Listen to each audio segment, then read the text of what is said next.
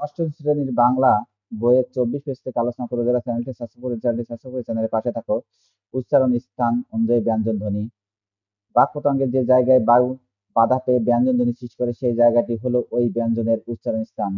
উচ্চারণ স্থান অনুযায়ী ব্যঞ্জন ধ্বনিকে কয়েকটি ভাগে ভাগ করা হয়: কণ্ঠ ব্যঞ্জন, তালব্য ব্যঞ্জন, মূর্ধন্য ব্যঞ্জন, দন্ত ব্যঞ্জন, অষ্ট ব্যঞ্জন। ব্যঞ্জন উচ্চারণের সময় কোন বাক পতঙ্গের অংশগুলো মুখ্য এবং কোন বাক পতঙ্গের অংশগুলো গৌণ নিচের ছকে তা দেওয়া হলো। যেমন কণ্ঠ ব্যঞ্জনের মুখ্য বাক পতঙ্গ জিভের পিছনের অংশ, গৌণ আছে নরম তালু। তালব্য ব্যঞ্জনের জিভের সামনের অংশ, গৌণ আছে শক্ত তালু। মূর্ধন্যের মুখ্য আছে জিভের ডগা, গৌণ আছে মূর্ধা। দন্ত মুখ্য আছে জিভের ডগা, গৌণ আছে উপরের পাটির দাঁত। অষ্ট মুখ্য আছে নিচের ঠোঁট, গৌণ বাক পতঙ্গ উপরের ঠোঁট। কণ্ঠ ব্যঞ্জন যেসব ব্যঞ্জন ধ্বনি উচ্চারণের সময় জিভের পিছনের অংশ উঁচু হয়ে আলজিভের কাছাকাছি নরম তালুর কাছে বায়ুপথে বাধা সৃষ্টি করে সেগুলোকে কণ্ঠ ব্যঞ্জন বলে। কাকা, খালু, গাছ, ঘাস, কাঙাল প্রভৃতি শব্দের ক, খ, গ, ঘ, ম কণ্ঠ ব্যঞ্জন এর উদাহরণ। তালব্য ব্যঞ্জন যেসব ব্যঞ্জন ধ্বনি উচ্চারণের সময় জিভের ডগা খানিকটা প্রসারিত হয়ে শক্ত তালুর কাছে বায়ুপথে বাধা সৃষ্টি করে সেগুলোকে তালব্য ব্যঞ্জন বলে। চাচা, ছাতা, জাল, ঝড়, শশা প্রভৃতি শব্দে চ, ছ, ঝ, তালব্য ব্যঞ্জনের উদাহরণ।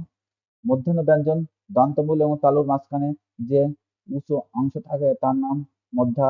যেসব ব্যঞ্জন ধ্বনি উচ্চারণের সময় জিভের ডগা মধ্যার সঙ্গে লেগে বায়ুপথে বাধা সৃষ্টি করে সেগুলোকে মূর্ধন্য ব্যঞ্জন বলে। টাকা, ঠেলাগাড়ি, ডাকাত, ঢোল, গাড়ি, মোড় প্রভৃতি শব্দে ট, ঠ, ড, ঢ, ঢ মূর্ধন্য ব্যঞ্জন উদাহরণ। দন্ত ব্যঞ্জন যেসব ব্যঞ্জন ধ্বনি উচ্চারণের সময় জিভের ডগা উপরের পাটির দাঁতে লেগে বায়ুপথে বাধা সৃষ্টি করে সেগুলোকে দন্ত ব্যঞ্জন বলে। থালা, থাল, থালা, ধান প্রভৃতি শব্দে ত, থ, দ, ধ দন্তান্ন ব্যঞ্জনের উদাহরণ।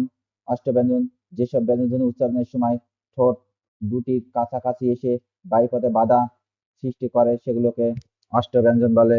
পাকা, ফল, বাবা, ভাই, মা প্রভৃতি শব্দের প, ফ, ব, ভ, ম অষ্ট ব্যঞ্জনের উদাহরণ। উচ্চারণ স্থান অনুযায়ী ধ্বনির প্রকার মাগুরা বলে। কবিতা থেকে কিছু শব্দ নিচে দেওয়া হলো। শব্দগুলোকে যেসব বর্ণ ব্যবহার করা হয়েছে সেগুলো উচ্চারণ স্থান বোঝার চেষ্টা করি। এরপর উচ্চারণ স্থান অনুযায়ী ধ্বনিগুলোর প্রকার লিখি। একটি নমুনা উত্তর করে দেখা হলো। দেখো এখানে উচ্চারণ স্থান অনুযায়ী ধ্বনি প্রকার কুম্ভর ক আছে কণ্ঠ ব্যঞ্জন, ম আছে অষ্ট ব্যঞ্জন, র আছে মূর্ধন্য ব্যঞ্জন। আমি বাকিগুলোর উত্তরে চলে আসছি। দেখো ফুল, ফ অষ্ট ব্যঞ্জন, ল তালব্য ব্যঞ্জন। লতা, ল তালব্য ব্যঞ্জন, ত দন্ত ব্যঞ্জন। ডাটা, ড মধ্যা ব্যঞ্জন, ট মূর্ধন্য ব্যঞ্জন। গাছের গোয়া কণ্ঠ ব্যঞ্জন, ছ তালব্য ব্যঞ্জন। ছুটি, ছ তালব্য ব্যঞ্জন, ট মধ্যা ব্যঞ্জন। পকেটে, প অষ্ট ব্যঞ্জন, ক কণ্ঠ ব্যঞ্জন, ট মূর্ধন্য ব্যঞ্জন। ভেজা, ভ অষ্ট ব্যঞ্জন, গুড়গুদা তালব্য ব্যঞ্জন। দেরি, দ দন্ত ব্যঞ্জন, র মূর্ধন্য ব্যঞ্জন। কথা, ক কণ্ঠ ব্যঞ্জন, থ দন্ত ব্যঞ্জন।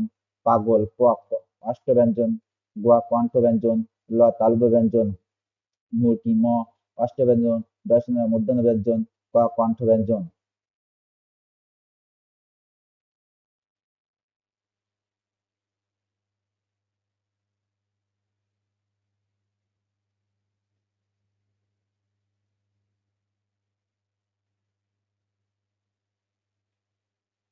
তাহলে আজ এই পর্যন্ত। Thank you everyone.